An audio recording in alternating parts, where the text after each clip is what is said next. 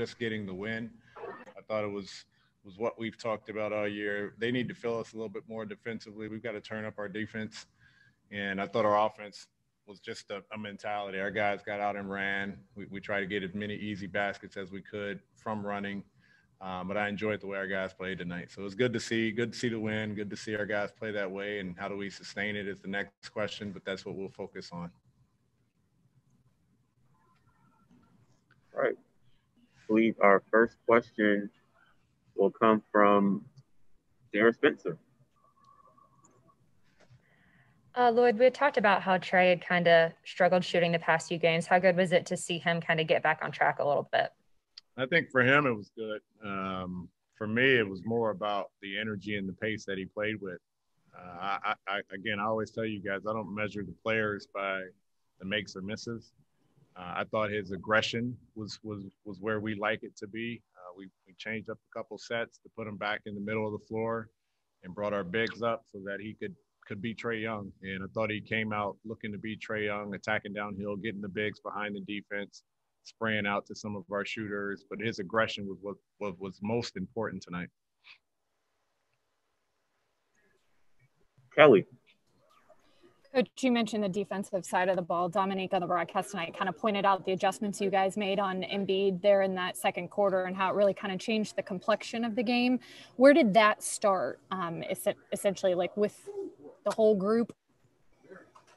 No, anytime you're playing Embiid, you have to throw bodies at him. You have to double team him. You have to put him in a crowd. You have to try and front the post. That goes without saying. You have to go into any game playing Joel Embiid, Nikola Jokic. Those are two guys that you have to send extra bodies at. And I think the unintended consequence is if when you play that way, you kind of rev up your motor defensively, where you're flying around, you're double teaming the post, you got to scramble and be in rotations. And I thought it helped us. We were trying to pick up full court a little bit more, and we were trying to double team us, but both of them were aggressive, flying around defenses, and I thought it really kind of set the tone for how we wanted to play. Steve Hummer.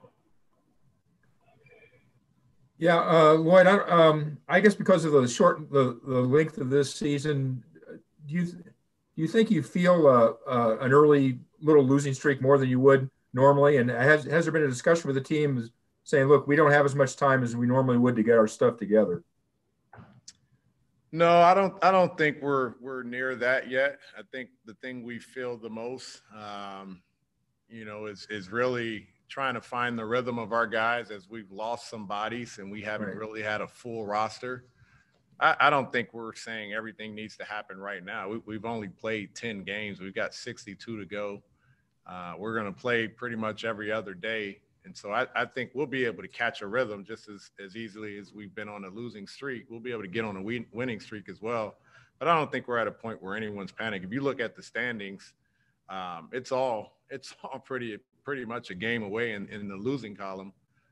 So there's plenty of room to just move back up to the third spot and drop down to the 10th spot within 2 games. So I don't think there's any panic. I don't think there's any extra weight placed on a streak, good or bad.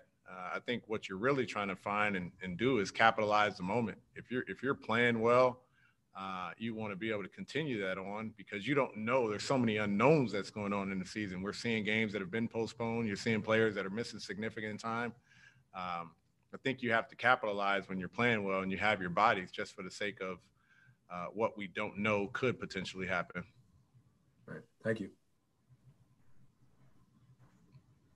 Ben Steiner. Hey, Coach, John only took 7 shots tonight, and they were all threes. Was that any kind of concerted effort, with stretching Dwight and Embiid out, make them come out and chase them, or was that just by chance? I haven't even looked at the shot attempts from any of our guys. I thought we shared the basketball. I thought we moved the basketball. I thought we got out and ran. I don't count player shots. I know some of those guys do. I know guys do as tendencies. I know you guys write about it. How do we score? I'm not looking at it. Some nights it's going to be like, if you have a balanced team and you think you have depth, not everybody's going to take 16 shots. It just doesn't work out that way. He shot threes because they played big and they played down the floor. And so you take what you can get, and he's a good shooter. And if you're shooting in rhythm, great. And if you don't have the shot, we play second side pick and roll and try and get them downhill after that. But I thought he took the game was given to him, and I thought he played solid basketball. Terrell Thomas. Coach, in the first quarter, the Sixers kept the game pretty close, but then in the second quarter, the Hawks were able to explode. I believe it was 37 points scored in that second quarter. Can you talk to me about what you saw from your team offensively in the second quarter? We were just running. I think the biggest thing for us was they had a great first quarter. We had to turn our defense up a little bit better than we did in the first. And as a result, I thought our ability to get out and run and get some easy baskets and get to the free throw line. We had 22 free throws at the half, and that was because we were running and we were attacking. I thought the first 5 minutes of the first quarter, we settled. We shot a bunch of threes. It was at least 4 threes in the first 5 minutes. And that was because that's what they were giving us. I wanted us to impose our will by attacking downhill and doing it in transition, and I thought we did that in the second quarter. Thank you. Sean.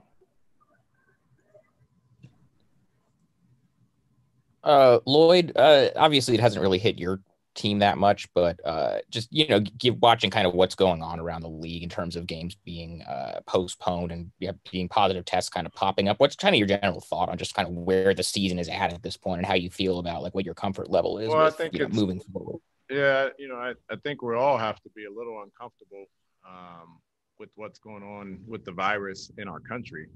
I'm not just thinking of it as what's going on in our league. We were told, a month ago that January, in the entire month of January and into February, was going to be the hardest hit portions of the virus because of the holiday and the travel and the gatherings and the family gatherings and the movement.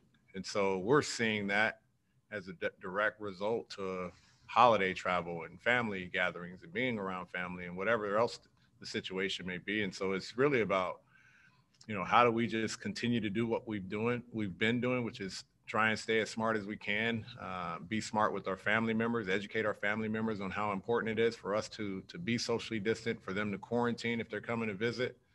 Some of it is just misfortune, I guess, and some of it is irresponsibility. I think we're trying to do as best we can to focus with our group and our family on how we can be socially responsible with the mask and the distance and the quarantine so that we can continue to play basketball. And that's all I think we can worry about is what we're doing as an organization and as a team and in communication with everyone else.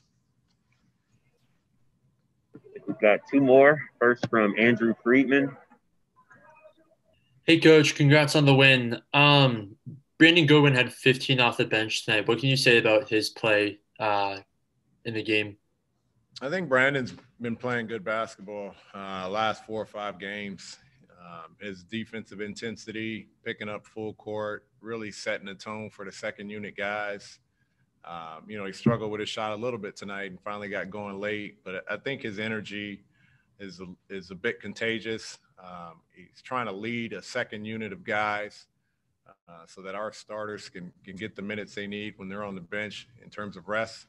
And we can continue to play with pace and play with energy. And he's done that on the defensive side. And so it's encouraging to see that he's stayed ready. He's also trying to lead a group, and he's doing it with his energy and his intensity.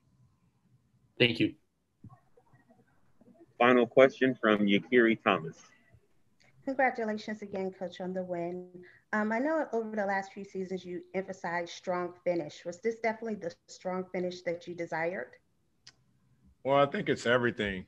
Last couple of years, it's been a struggle to start games, and I think we've been okay doing so this year. Starting in the first 6 minutes of the first quarter, we've had some struggles at the end of quarters, and I thought our guys had the right approach. I think the most important part of tonight's game was how we came out after the break.